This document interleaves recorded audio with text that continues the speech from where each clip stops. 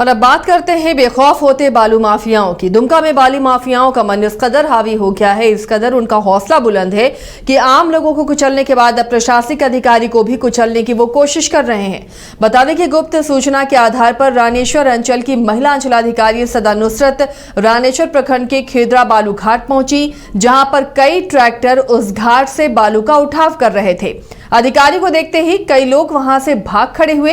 अंचलाधिकारी ने कहा कि ट्रैक्टर अंदर ही फंसा हुआ था। वहां से ट्रैक्टर को जब्त कर ले जाने के क्रम में बालू माफियाओं को इसकी भनक लग गई, जिसकी वजह से बालू माफियाओं ने उनकी गाड़ी का सफेद रंग की कार से पीछा किया।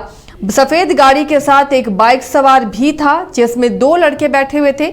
आगे उन्होंने कहा कि बालू माफियाओं द्वारा स्टाफ को जान से मारने की धमकी दी जाती है। साथ ही उन्होंने ये भी कहा कि बोरिया बिस्तर समेट कर रखना, तुम्हारा समय पूरा हो गया है, ये धमकी दी जा रही है। महिला अंचलाधिकारी को डराने की कोशिश कर रहे हैं बालू माफिया। तो आप अंदाजा लगा सकते हैं किस कदर बालू माफिया बेखौफ हो गए हैं। सिर्फ एक बालू घाट की ये कहानी नहीं है, झारखंड के हर बालू घाटों पर बालू माफिया दबंगई करते हुए नजर आते हैं। अगर अधिकारी वहां पर ठोस कार्रवाई करना चाहते हैं तो उन्हें डराया धमकाया जाता है और कहीं ना कहीं पुलिस प्रशासन की कई जगहों पर मिलीभगत भी देखी जाती है। अब अंचलाधिकारी को डराने की ये कोशिश कर रहे हैं। अंचलाधिकारी के स्टाफ को जान से मारने की धमकी दी है।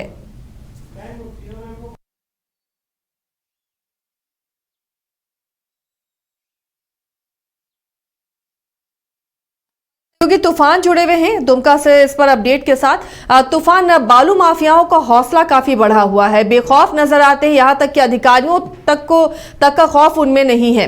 फिलहाल महिला अंचलाधिकारी को धमकी देने का मामला सामने आया है, क्या अपडेट है इस मामले में, आगे क्या कार्रवाई हो रही है? देखिए, सरकार जल जंगल जमीन की बात कर रही है, लेकिन रानेश्वर प्रखंड में कुछ ही दूरी पर बंगाल की सीमा है। लगातार अवैध बालू का उठाव का खबर मिल रहा है। इसको लेकर अंचलाधिकारी ने खेदरा घाट पहुंचकर अवैध बालू ट्रैक्टर को जब्त किया। जो अंचलाधिकारी का कहना कि रानेश्वर थाना को सुपुर्द कर दिया गया है। अब देखने वाली बात है आगे की क्या कार्रवाई हो रहे हैं। जी, उन्होंने धमकाने की बात भी कही कि उनके स्टाफ को जान से मारने की धमकी दी जा रही है। इस मामले में क्या पुलिस कार्रवाई कर रही है? उन्होंने कंप्लेन इसकी दर्ज कराई है? जी, इस मामले में रानेश्वर थाना प्रभारी से बात करने पर उसने कहा अभी लिखित आवेदन नहीं आया है। अगर लिखित आवेदन आ जाते हैं तो इस पर जांच करके कार्रवाई की जाएगी। देखिए, हमने अंचलाधिकारी से भी बात करने की कोशिश की, लेकिन वो मीटिंग में व्यस्त हैं, इसलिए अपना पक्ष नहीं रख पा रही हैं। लेकिन इस तरह से जो हौसले बुलंद हैं बालू माफियाओं के, सिर्फ एक घाट की कहानी नहीं है, कई घाट वहां पर होंगे, बालू घाट, जहां पर ऐसी मनमानी उनकी चलती रहती है। क्या इस घटना के बाद वहां पर सुरक्षा व्यवस्था बढ़ाई गई है या बालू घाटों पर निगरानी की कोई व्यवस्था नजर आ रही है? नहीं, इस तरह का तो कोई निगरानी की व्यवस्था नहीं है। कुछ दिन पहले ही पूर्व के सीओ लगभग 5000 बालू सेफ्टी डंप किया हुआ जब्त किए थे। उसी जगह फिर ये दोबारा घटना हो जाना, बालू उठाव करना, कहीं ना कहीं प्रशासन के ऊपर भी सवाल खड़ी कर रहा है।